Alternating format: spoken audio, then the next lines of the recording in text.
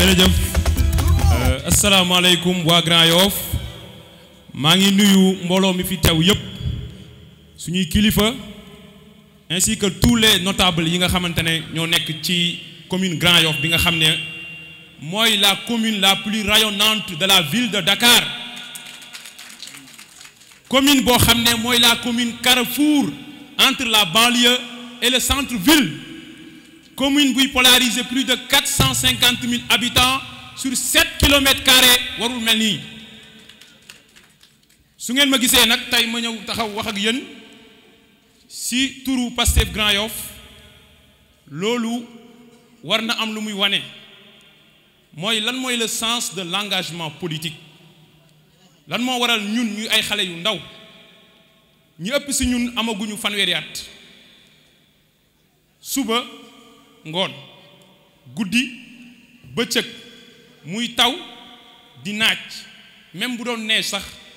ñu ñuy fekk ci terrain bi ñuy dugg kër yi naan porte à porte di wax xam nga lan moo ko tax a jug démb li xew fii ci côté SNEPS nit boo xam ne da doon daan dooleem di gardien ñu gaañ ko gaañ yu métti gor ko ay jaase ci bopp yàqu loxoom le 11 décembre ñu am gardien bi ñu fi boom fii ñun loolu nañu bëgg mu dakk Grand Yoff loolu mooy le sens de notre engagement politique le sens de notre engagement politique mooy suñuy maam yi fi teew ci ndoxu poto poto yu ñu daan foowee nawet ñun tey ci ndox yooyu nañuy foowee ñu ne suñuy rakk le sens de notre engagement politique mooy boo duggee fii sem Grand Yoff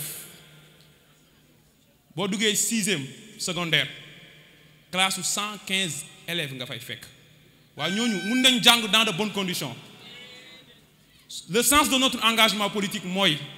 Grand Yoff ni mu toll ci xolu Ndakaaru di 2e commune bi gën a bëri population amul lycée digne de ce nom loolu moo waraloon man ak ñeneen ñoo xamante ne Grand Yoff nañu dëkk daal di ne kurti kurti nañ ci association bu ne diggu nañu ci AIC bu ne mais dafa jot ñu nekk dans les instances de décision pour fa ñuy dogalee ñu mën a soppandi mbir yi loolu nag moo ñu dugaloon ci politique donc tout d'abord damay remercier notre coordonnateur Tambédou lu tax may wax loolu mooy jëmm ji toog fii ku ne xam na ni du ma ko may dara du benn du ñaar ma critiquer approche am ne ko du nii la ñu waxtaan dans le sens de l'intérêt général mais su ma ko sañee remercier fii devant des centaines de personnes muy jàll ci internet peut-être des milliers et des millions de personnes ñu koy suivre parce que su Pastef Grand Yoff mënee teew nekk dans une coalition pour dem di jëli municipalité parce que def ci daan dooleem def ci xam-xamam alalam énergie am lépp pour Grand Yoff loolu nag bu weesoo mooy bu ñu xamee ne ñun changement ci suñu dëkk nañ bëgg ak ci suñu commune waay bu élection ñëwee est-ce que dañuy toog ne am na ñaar fukki personnes yoo xamante ne ñoom ñoo tudd conférence des leaders toog seen bureau naan seen café ne 555 communes yu nekk Sénégal yëpp 46 départements yi nekk Sénégal yëpp 5 villes yi nekk Sénégal yëpp ñoom ñoo xam population bu nekk kan moo baax ci ñoom loolu di ngeen ko nangu est-ce que waa Grand Yoff dinañ nangu ku leen tànnal maire man de du ma ko nangu parce que depuis 2014 sama koñ am naa fa benn réputation mooy maire bii li muy liggéey baaxul parce que man mënuma nangu ñu dénk la municipalité avec un budget de 2 milliards 800 millions nga jël budget bi xaaj ko ñeenti xaaj ñett yi nga def ko ci sa bopp benn bi nga ne mooy jëm ci population yi te 73% budget bi fonctionnement la jëm carburant personnel cabinet du maire loolu ñun mënuñu wër Grand Yoff wax ko juróom-ñaari at ay nit tëju seen bureau nañu léegi tourné leen ngeen ne Grand Yoff loolu lu baax la parce que mooy candidat wu telle ou telle coalition man de kenn du ma gënal sam bopp te nit gënal ma sam bopp mooy wax loo ma lu dul dëgg wala nga engagé loo ma ci loo xamante ne c'est pas ma conviction personnelle te ndax sëñ Touba Cheikhul Khadim daraan wax ni ad-durru wa nafu min ar-rahmani laysa min al-bidaani wa suudaani njëriñ wala lor ci yàlla lay jugewul ci benn mbindeef muy ku ñuul muy ku weex.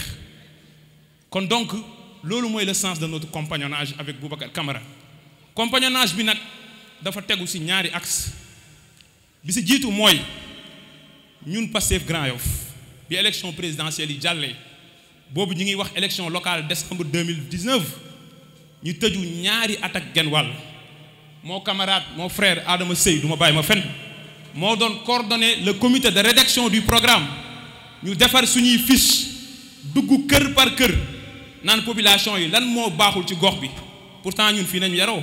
pourtant ñun fii nañ màggee mais ànd waxtaan ak population yi ba tënk benn programme ñi bëgg a ñëw élection locale ñu ne ñu samp leen fi benn nit projet bi xam nga lan la bàyyi leen ba 2024 ñu jëlee fi Macky Sall.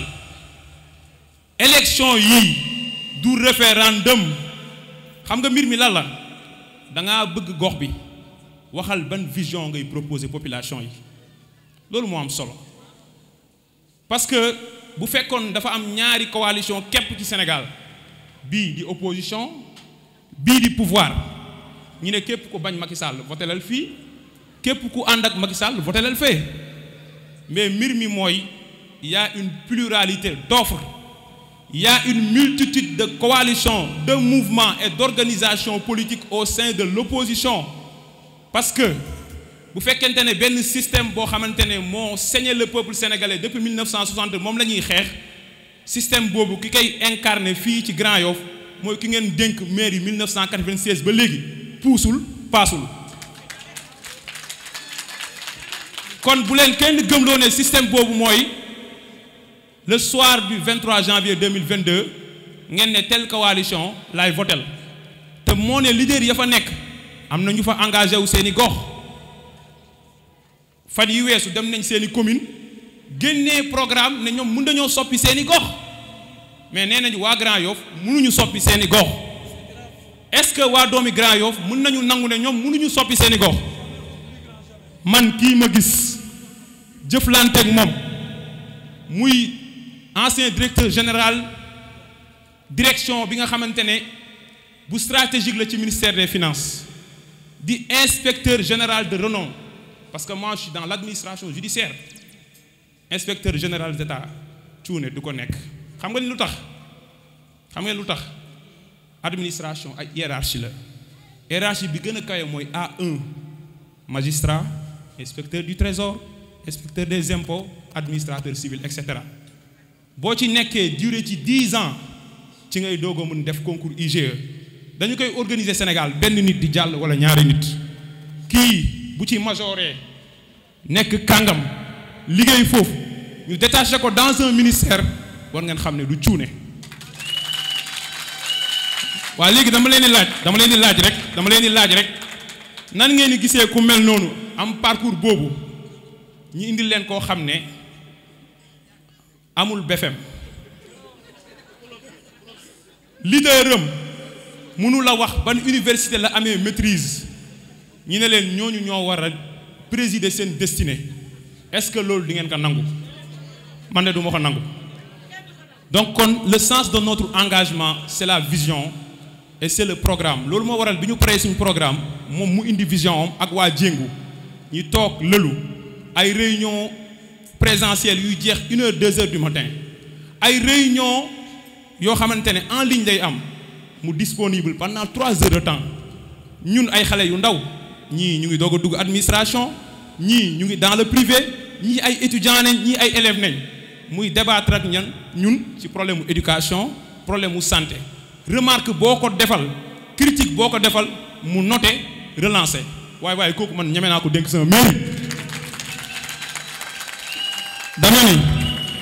dama ni bu loolu weesoo kon profil bi xam nañu ne am na xam-xam kenn du ko nattable ndax nag bërki démb dégg ngeen fi eurobond am na ku ngeen déggoon nee na yaay mooy premier vice-président assemblée nationale mais yaakaar naa ne fete yu ñu ko fete ba léegi bu tëddee mënut a nelaw donc kon le profil compétence kenn du ko wax probité morale kenn du ko wax bëgg goo xam kenn du ko wax donc loolu Pastef Grand Yoff mënuñu ko gis ne dañ koy seetaan fi may daanelee mooy loolu ñu def nag dafa am solo parce que tëbuñu rek def ko ci mbooloo nañuy waxee man su fekkee maay secrétaire général El Hadji Ababacar Tamb ñu am 22 cellules cellule Makka cellule Arafat cellule zone de captage ñi woo responsable de cellules yi maanaam kilifa wu Pastef Grand Yoff ñoom ñi waxtaan ak seeni base xam nga lu waa Pastef Grand Yoff wax ñun waa Pastef Grand Yoff même su ngeen ñu jëlee ngeen def ñu ci liste bi ngeen bëgg actuel maire jiite ñun dañuy voter contre liste bi ñu nekk ay conseillers waaye léegi loolu boo nekkee kilifa ñu wax la ko da ngay naan man damay bàyyi fii li base bi bëgg bàyyi fii li population bi bëgg def bëgg-bëggu benn nit man de du ma def loolu parce que ginaaru kenn nenu ma donc kon loolu mooy le sens de notre engagement politique te incha allah le président Boubacar Camara dina leen présenter programme bi nga xam ci ñeenti axe lay tënku di ngeen xam ne nit ki muy le capital humain dundinu doomu aadama dinañ ko jël en compte mais di ngeen xam ne au-delà de ça li nga xamante ne moo jëm ci cadre de vie muy assainissement muy gestion et lutte contre les inondations muy cadre de vie muy voirie muy environnement lépp dañ koy jël en compte problème mu sécurité troisième axe bi muy jëm ci gouvernance mënuñu nangu budget boo xamante ne plus de 2 milliards la ñu jël 469 millions def ko ci rubrique cabinet du maire di ko séddoo ak seen clientèle politique xaalis boobu yéen a ko moom xaalis boobu waa Grand Yoff ñoo ko moom donc kon loolu moo waral Pastef Grand Yoff ginnaaw bi mu consulter base bi consulter population yi man de sama koñ li ñu ma doon wax bis bu ngeen soutenir Dame Suguer bu ngeen génnee fii di ngeen xam lépp dëgg la waaw loolu duñ ma ko wax nag ma xam ne lii mooy intérêt wu waa Grand Yoff ma ne dama koy salfaañe pour topp volonté ay nit donc foofu moo waral tey ñu jug taxaw tànk ak tànk loxo ak loxo mbagg ak mbagg wër tous les quartiers de Grand Yoff en tout cas retour bi ma gis affaire yi bu doon élection à 2 tours le premier tour lay jeexee retour bi ma gis ci population Grand Yoff les gens ont soif du changement donc foofu lañ leen di woo ku fi nekk bu jugee fii na nekk un ambassadeur dans sa localité jug dugg kër par kër def ko son propre combat parce que kii ak équipe bi mu àndal parce que conseil municipal de 76 personnes la gëm naa ni wallahi lazim bis bu ñu ko dénkee mairie bi ñaari at di ngeen gis ay résultats yu probants yi ngeen xam ne amoo leen woon mairie donc ñeenteelu point bi ginnaaw transparence ak bonne gouvernance mooy jëm ci wàllum naatal gox bi ci GIE yi ci mouvement yi ci association yi ci jeunes yi ci formation professionnelle te incha allah candidat bi dina fa dugg ak yéen maa ngi leen di sant di leen gërëm di rafetlu jotaay bi maaleykum salaam wa rahmatullahi wa barakatu